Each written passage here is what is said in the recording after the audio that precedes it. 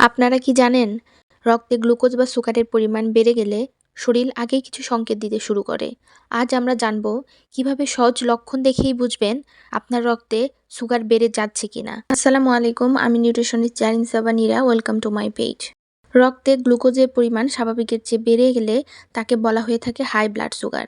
দীর্ঘদিন এই অবস্থা চলতে থাকলে ডায়াবেটিস ও অন্যান্য জটিলতা তৈরি হতে পারে। সুগার বেড়ে যাওয়া শুরুতেই শনাক্ত করা গেলে জীবনযাপন ও খাবারের মাধ্যমে সহজেই নিয়ন্ত্রণ সম্ভব, কিন্তু দেরি হলে ক্ষতি হতে পারে চোখ, কিডনি, নার্ভ ও হৃদযন্ত্রের। এখন চলুন লক্ষণগুলো জানা যাক। বারবার প্রস্রাব হওয়া, বিশেষ করে রাতে বারবার প্রস্রাবের চাপ আসা হাই ব্লাড সুগারের একটি সাধারণ লক্ষণ। বারবার তৃষ্ণা ও মুখ শুকিয়ে যাওয়া।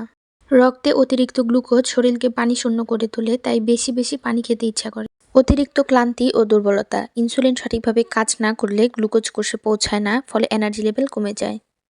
ক্ষত শুকাতে দেরি হওয়া। রক্তে গ্লুকোজ বেশি থাকলে রক্ত সঞ্চালন ও ইমিউন ফাংশন দুর্বল হয়।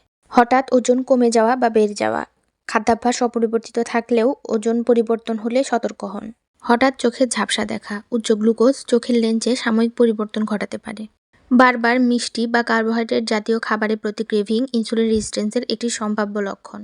এই লক্ষণগুলো প্রকাশ পেলে কিছু পরীক্ষা করে আপনি নিশ্চিত হতে পারেন। এই ক্ষেত্রে HbA1c, ফাস্টিং প্লাজমা গ্লুকোজ ও ওরাল গ্লুকোজ টলারেন্স টেস্ট, এই টেস্টগুলো করাতে পারেন।